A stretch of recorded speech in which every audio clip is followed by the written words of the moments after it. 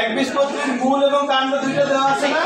মূল দেওয়া আছে কচুর মূল, আর কাণ্ড আছে কলাপতির কাণ্ড। এটা হচ্ছে কলাপতির কাণ্ড।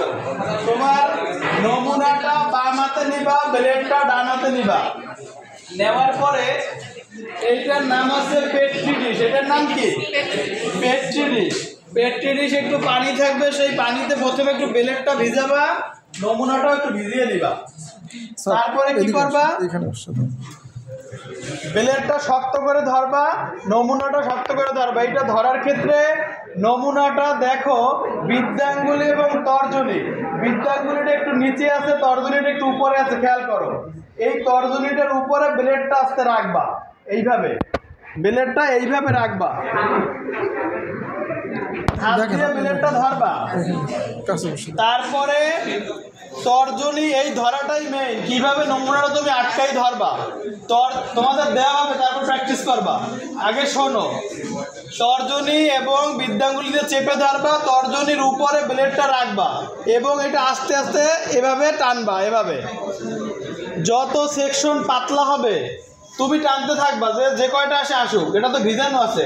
তারপরে এই পেট্রি ডিশে দিলি এটা এখানে ভাসবে, আবার তুমি টানতে থাকো, আস্তে আস্তে টানবা, আস্তে আস্তে টানবা, আরো আসতে। আবার এইটা যে নমুনাটা পানিতে একটু ভেসে থাকবে সেইটা তুমি তুলি দিয়ে স্লাইডে উঠাবা এবং মাইক্রোস্কোপে স্থাপন করবা। এই তোমার কাজ।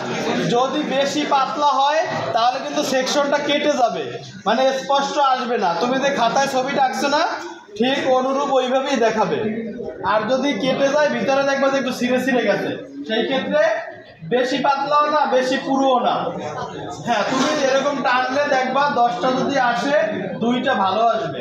এবং সতর্কতা হচ্ছে এই যে যত হাত টানো বৃদ্ধাঙ্গুলি যেন না লাগে, বৃদ্ধাঙ্গুলিটা এই জন্য নিচে থাকবে। আস্তে আস্তে এভাবে টানবা, ঠিক আছে?